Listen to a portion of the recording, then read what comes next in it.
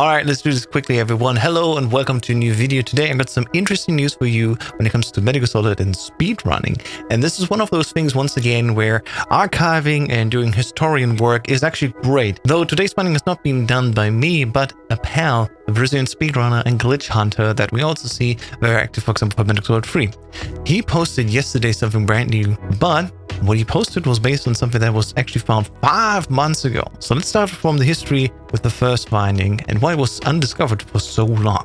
What we can see here is the YouTube channel by Yencio, who played Metal Gear Solid 3. And she found something interesting. Let's take a look at the clip together quickly. This was played on PlayStation 2 emulator, and this was played on the North American or NTSC-EU version of Metal Gear Solid 3 Snake, which was her very first release. What happens here? As she's going to the door, just stepping forward. As we can see, watch out, leaning as it, the health bar by the Fury just dropped. And what really happened is, now that we understand it, is that by knocking on the door, the health just completely drained. Now, why is that actually? So this is where Appel comes in. Appel yesterday recreated it and showed us, oh, actually, this is recreatable. This is not just an emulation bug. This is actually quite simple to be done. And he shows us like this. So you can see here, just standing there. There's nothing to do with the door. It's nothing but knocking. By just pressing the X or the O button, it is possible to deplete the Fury's health here. Now you're thinking, well, I pressed the X and O button randomly in this fight. The health bar never dropped.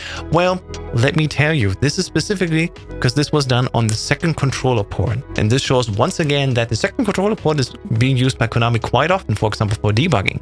And we can only imagine, by guessing here, that this feature once again is a leftover from development, where probably the developers have put in on the second controller's port extra functionality in a boss fight, like being able to just press the X or O button to deplete the health or stamina from boss fights in Metal Gear Solid 3. And similarly for the NTSC-EU version, at least right now only at the Fury, but maybe also at all other bosses, it is possible to deplete the health bar entirely by just pressing these buttons, meaning the whole fight sequence is completely pointless right now. We can just basically bypass it. As we can read here on Appel's screen, if you press circle on the second controller, the Fury will take damage. This seems to be a leftover thing from the devs were testing the US version, because it is not present in the NTSC-J or PAL version.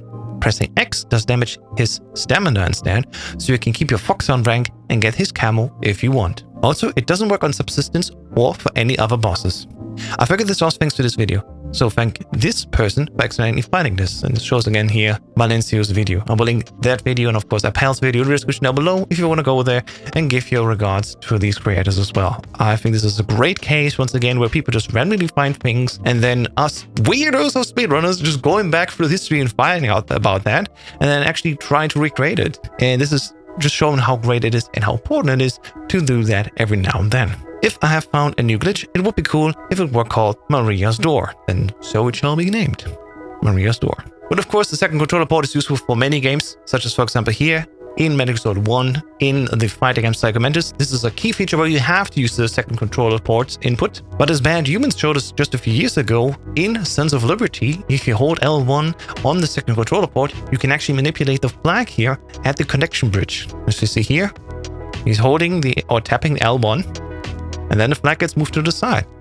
And on higher difficulties, of course, there is a bomb sensor here, I think starting on hard difficulty. Then you have to shoot through the flag basically. And speedrunners know, of course, just by doing this over and over again, where to shoot the flag exactly. But for casual people who just don't know it that well, if they have the PlayStation 2 version, of course, and a second controller at hand, tapping the L1 button helps you to remove the flag a little bit to the side, and then you can see easily the sensor and shoot it correctly. But even in Metal Gear Solid 1, we have still a glitch present that's very useful for speedrunners. If you remember, of course, here the escape sequence, thanks to Twitch Plays and Platonic Guy tried it out, it was found that on accidentally using the second controller's port here, we can manipulate these guards at this checkpoint.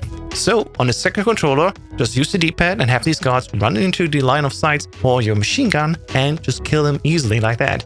You don't need to worry that they shoot you, because they will just start running into your line of fire. And this basically marks how the Metal Gear Solid series used the second controller port for debugging and probably testing in development, and if it was forgotten, such as in this case with Metal Gear Solid 1, and also now for Metal Gear Solid 3, in the NTSU version on PlayStation 2, it is quite useful for speedrunners to abuse these tricks. Now for Metal Gear Solid 3, the PlayStation 2 version of the game is actually split from the HD and Master Collection board. So you can actually viably use this trick now if you want to run, of course, the American version of Snake Eater. You have to use, of course, the Snake Eater camera. There's no subsistence camera, which some people actually prefer. But I know, for example, the current world record holder, Vermilion Runs, actually uses the Snake Eater camera anyway. And as we can see here, his current world record for the very easy difficulty run on the backwards compatible PlayStation 3 uses also a Japanese version of the game. And that's running, of course, already at 30 FPS. And if you were to switch over now to NTSU, you get an even faster Fury fight. So let's see how this would look like if you just was running actually this trick here. So here we go. As you can see, this is Vermilion Runs running very easy difficulty, Metal Gear Solid 3 Snake Eater. And as we can see here, this fight immediately causes some headaches because usually we are already on low health. One shot and we are already dead. And also, as we can see here, the Fury is very often tricky now. So he's a little bit random. He can fly around. He does not even stand in front of us, so we can shoot him for a long time. And sometimes like this here, you really have to amp up your skill shots. As you can see here, while he does it quite well here in this attempt, he also had a failed attempt before that. And now for the second controller setup, which we can also use, of course, on a backwards compatible PlayStation 3, since we can use 2 controllers. Then we can also have the benefit of the fast loading times and the second controller doing this fight super quick. No RNG anymore, super quick execution, and it's free. There's no skill issue anymore here, which, yeah, for speedruns, especially Metal Gear Solid 3, skill expression is quite important. More for the viewers, arguably, than the players, but, well, that's not for me to decide what's actually fine here. Currently, there's no discussion happening about the rules at all, because right now, there's not many people running Metal Gear Solid 3 actively, as far as I know. But this one trick might actually change it, at least for the PlayStation 2 speedrun category.